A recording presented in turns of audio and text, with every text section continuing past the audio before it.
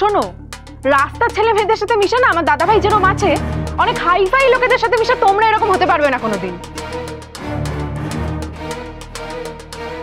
জেঠে, একটি থাপ্পড় মেরে না সোজা করে দেবো তোমাকে। ওই তুই পিসিমণির সাথে এইভাবে কথা বলছিস কেন? হ্যাঁ, যে পিসি ভাইজির সম্মান রাখতে পারে না সেই পিসিকে ভাইজিও কোনোদিন সম্মান করবে না ঠাম্মি, কথাটা মনে রেখো। আর ফার্দার যদি আমার মাকে কেউ অপমান করেছে না, অশান্তি কাকে বলে দেখিয়ে দেবো কিন্তু। আর কি গয়না গয়না করছো গো? এগুলো প্রত্যেকটা তো আমার মায়ের গয়না, বিয়ের গয়না। খুব পালিশ করে এনে দেখাচ্ছ নাকি অন্য কাকে দেবে? গয়না না, তোমরা কি মানুষ নাকি গো? এগুলো গয়না, দামি গয়না না? রিকা, মা গো, দেখেছো গয়নাগুলোকে মাটিতে ফেলে দিল ছুঁড়ে।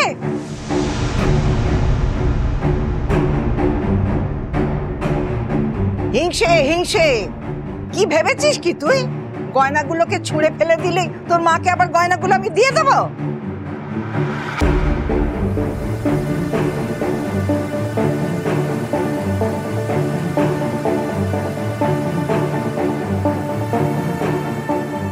মাফ করবেন মা,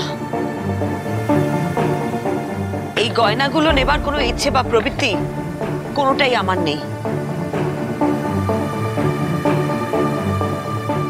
সেই জন্য এগুলো আপনাদের ফেরত দিয়ে দিয়েছি। সারা জীবন আমি খালি গলায় খালি হাতে থাকবো তবু ভালো, কিন্তু যে গয়নার সাথে আপনাদের সম্পর্ক আছে, যাতে আপনাদের ছোঁয়া আছে, সেই গয়না গায়ে পড়তে না আমার গায়ে অ্যালার্জি বেরোবে।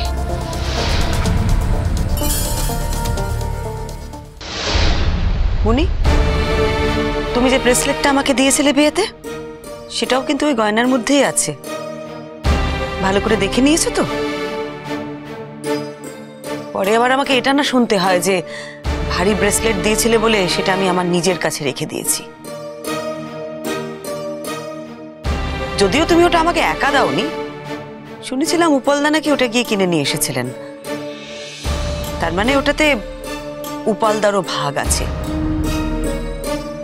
সে যাই হোক না কেন, এসেছিল তো তোমারই হাত দিয়ে, তাই ওটা নেবার কোনো প্রবৃত্তি আমার নেই। আর একটা কথা, এরপর যখন তুমি এ বাড়িতে আসবে না বুনি, এসে যখন এখানে খাওয়া দাওয়া করবে, তোমার দাদাকে দয়া করে বলো তোমাদের জন্য একটা অন্য টেবিলের ব্যবস্থা করতে, যেখানে আমি আমার ছেলে মেয়েকে নিয়ে খাওয়া দাওয়া করবো, বসবো। আমি চাই না সেখানে এমন কিছু আলোচনা হোক যাতে আমার ছেলেমেয়েরা উত্তেজিত হয়, তাদের খাওয়াটা নষ্ট হয়। খাবার নষ্ট করার মতন বিলাসিতা কিন্তু ওরা করতে পারে না, জানো তো। কোনো মতে দুটো ডাল ভাত জোটে তো, তাই এই খাবারটা যদি নষ্ট হয়, বাইরে থেকে খাবার কিনে খাবার মতন পয়সা কিন্তু ওদের কাছে নেই। তাই আমি একদম চাই না ওদের খাওয়াটা কোনো কারণে নষ্ট হোক। এই একটা কথা বলো দেখিনি, হ্যাঁ, এই যে খাবারের টেবিলটা তুমি করেছো নাকি? তুমি করেছো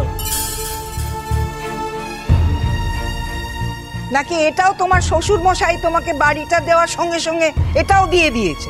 সেটা বরং আপনি আপনার স্বামীর সাথে বুঝে নিন মা। ওপরে তো মাত্র 3টে ঘর, তার একটাতে বাবা থাকেন, একটাতে ডিঙ্কা থাকে, আর একটাতে আমি আর দিঠি। ওপরে না আর কোনো জায়গা নেই যেখানে বসে আমরা খাবার খেতে পারি। তাই খাবার খাওয়ার জন্য বাধ্য হয়ে আমাদের নিচে আসতে হয় আর এই টেবিলে বসতে হয়। আপনারা তো একটা কাজ করলে পারেন মা, ওই জাম্বো অঙ্কিতার ঘরের পাশে যে জায়গাটা আছে, ওখানে তো একটা ডাইনিং টেবিল পাতা আছে, আপনারা তো ওখানে বসেই খেতে পারেন। নাকি আপনার শিক্ষিত সুভদ্র নাতি নাত বউ আপনাদের ওখানে বসে খেতে অ্যালাউ করে না?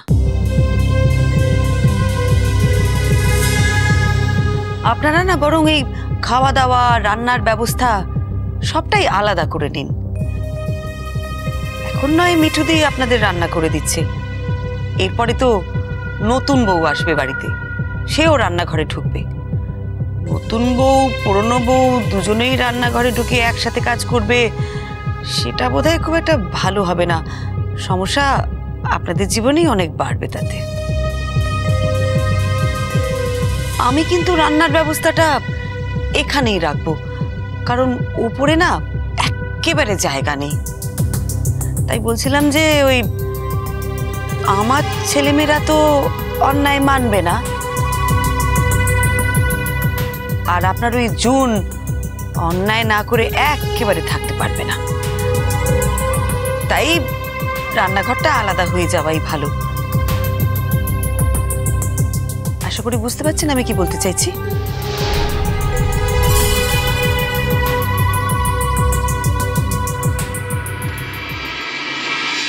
হ্যাঁ রে, তোরা গানের অর্ডারটা পুরোটা বুঝে নিয়েছিস তো? হ্যাঁ হ্যাঁ, ওটা নিয়ে তোকে চাপ নিতে হবে না। ও হ্যাঁ শোন, শো এর আগে কিন্তু ফাইনালি ইনস্ট্রুমেন্টটা চেক করে নিবি। হ্যাঁ শিওর। ঠিক আছে?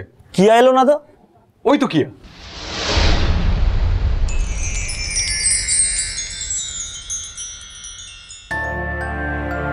এই সরি আমার না আসতে একটু লেট হয়ে গেল। এই শর্ত। আচ্ছা শোনো না, আমি গানের লিস্টটা বানিয়ে এনেছি, তবু তুমি একবার ফাইনাল চেক করে নিও তো। হ্যাঁ শিওর, বাট আমি ডিসাইড করেছি যে একটা গান, অ্যাটলিস্ট একটা গান আমরা কোরাসে গাইবো। তোকে শুধু বলেছে, আর তুই কেন সবসময় আমাদেরকে জড়াচ্ছিস বলতো? তা আমি কে? আমি তো দলের বাইরে কেউ নয়। আর তোরা তো জানিস টিম স্পিরিটটাই আমার কাছে আসল। আমি কিন্তু কখনোই দলের বাইরে কিছু ভাবতে পারিনি। আচ্ছা ওকে ওকে ঠিক আছে, কিন্তু সেদিন আমরা সবাই যাব তোর গান শুনতে, কারণ ওখানে না স্পেশালি তোকে ইনভাইট করেছে। একটা এত বড় ব্রেক ডিঙ্কা, আর সেখানে তুই কোরাস কোরাস এই কথাটাই বলে যাচ্ছিস।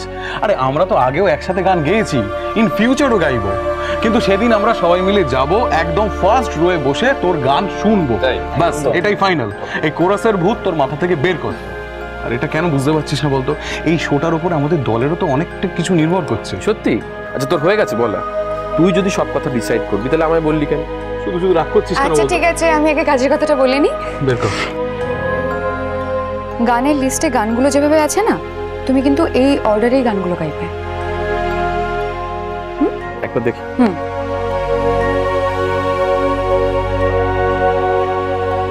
পারফেক্ট।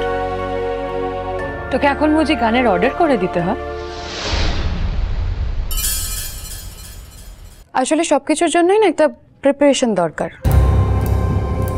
না, এটা যদি আগে থেকে প্রিপেয়ার করা থাকে যে কোন গানের পর কোনটা হবে, আর সেই অর্ডারটা যদি ঠিকঠাকভাবে থাকে, তাহলে সিঙ্গারের পক্ষে যেমন গাইতে সুবিধা হয়, তেমন কিন্তু শ্রোতাদের পক্ষেও সেটা একসেপ্ট করতে অনেক সুবিধা হয়। আসলে একটা রিদমের ব্যাপার থাকে তো না, মানে আগের গানটা যদি বেশি রিদমের হয় আর পরেরটা যদি স্লো হয়, তাহলে কিন্তু অনেক ক্ষেত্রে পরের গানটা মার খেয়ে যায়। আর সেই অর্ডারে এই গানের লিস্টটা করা আছে। বাই দ্য ওয়ে, তুমি কে বলো তো? না মানে আগের দিনও তোমাকে দেখলাম। আমি কে প্রত্যুষই বলে দিতে পারবে, এখানে যে টিম মেম্বার্সরা আছে তারাও বলে দিতে পারবে। কিরে তোরা বলিসনি আমি কে? আরে না না, শোন না শোন, সেদিনকের পর তো আর কোনো কথা হয়নি কিয়ার সঙ্গে। হ্যাঁ রে, অর্ণা আমাদের দলের পুরনো মেয়ে, মাঝখানে কয়েকদিন এখানে ছিল না, আবার এখন এখানে এসেছে, মানে আমরাই ওকে দলে আবার ডেকেছি। আই হোপ তুমি বুঝতে পেরেছো আমি কে। ও তো তোকে একটা সিম্পল কোয়েশ্চেন জিজ্ঞেস করেছে, তোকে চেনে না সেই জন্য তোকে জিজ্ঞাসা করেছে। এত অফেন্সিভ ব্যবহার করছিস কেন? আমি তোর সাথে কথা বলছি। তাহলে আলোচনাটা করছিস কেন? আচ্ছা কুল কুল, আর একদিন বাদে প্রোগ্রাম, এখন এত এক্সাইটমেন্টের কোনো দরকার নেই। ট্রু। ও তো দেখছি নার্সারির বাচ্চার মতন তো টেক কেয়ার করছে। কি ব্যাপার, কতদিন চেনো তুমি প্রত্যুষকে? হি নিডস কেয়ার, আর একজন সিঙ্গারকে তো এটুকুনি কেয়ার করা যেতেই পারে, তাই না? আর ও যদি সব ব্যাপারে মাথা ঘামায়, তাহলে ভালো করে গানটা গাইবে কি করে? আমি না একদম ভুলে গেছি, কি? আমি মাকে বলেছিলাম তোমার গলা ভালো রাখার জন্য কিছু একটা দিতে, তো মা না এটা বানিয়ে দিয়েছে। ও থ্যাংক ইউ। এটা মনে হয় দারচিনি দিয়ে মিক্স করে কিছু একটা, না? এক্স্যাক্টলি, এটা খেলে গলা একদম পরিষ্কার থাকে। নেক্সট দুদিন সকাল আর সন্ধ্যায় খেয়ে নেবে কিন্তু। ফ্যান্টাস্টিক। এটা মনে একটু গরম জলে খেতে হয়, না? আগে তো তোর এগুলো খাওয়ার দরকার পড়তো না, না খেয়ে দিব্যি গান গাইতিস। মানে এখন এগুলো খেয়ে তুই গান গাইছিস নাকি? কি আশ্চর্য, তুমি ওটা কেড়ে নিলে কেন? আগে খেতো না তার মানে তো এটা নয় যে এখন খাবে না। না মানে আগে ভালো গান গাইতো, তার মানে তো এটা হতে পারে না যে এখন আরো ভালো গান গাইবে না। আর আমরা প্রত্যেকে বিশ্বাস করি যে ও ফিউচারে আরো অনেক অনেক বেটার গান গাইবে, আর সেই জন্য এইটুকুনি কেয়ার তো দরকারই, তাই না? তাছাড়া মাঝে মাঝে যা চিৎকার করে, আমি ওকে অনেকবার বারণ করেছি, আর সেটা মাথায় রেখেই ওটা আনা। তো ওটা প্লিজ ওকে ফিরিয়ে দাও। এটা আমি ওকে ফিরিয়ে দেব কি দেব না সেটা আমি বুঝবো। এটা ওর মা না আমার জন্য বানিয়ে এনেছে পার্সোনালি। যে এটা কিন্তু অ্যাকচুয়ালি মাও বানায়নি, মা শুধু ইনগ্রেডিয়েন্টসগুলো কিনে আমার নানিকে দিয়েছিল। নানির কত বয়স জানো? শুধুমাত্র তোমার জন্য নানি এটা বানিয়ে দিয়েছে। ওকে, তুমি নানিকে আমার তরফ থেকে থ্যাংক ইউ বলে দিও। এই জিনিসটা ফেরত দে আমাকে, দে। নিবি এটা? নে।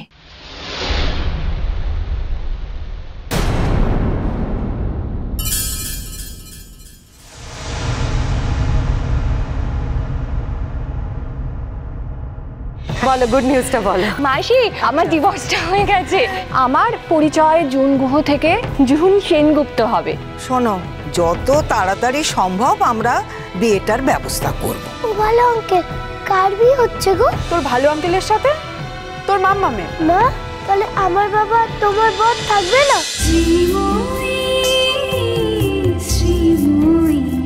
স্টার জলসার প্রিয় শো দেখার জন্য সাবস্ক্রাইব করুন আমাদের ইউটিউব চ্যানেলে এবং আপডেটেড থাকার জন্য প্রেস করুন বেল আইকন। চলো চলো চলো চলো পাল্টাই।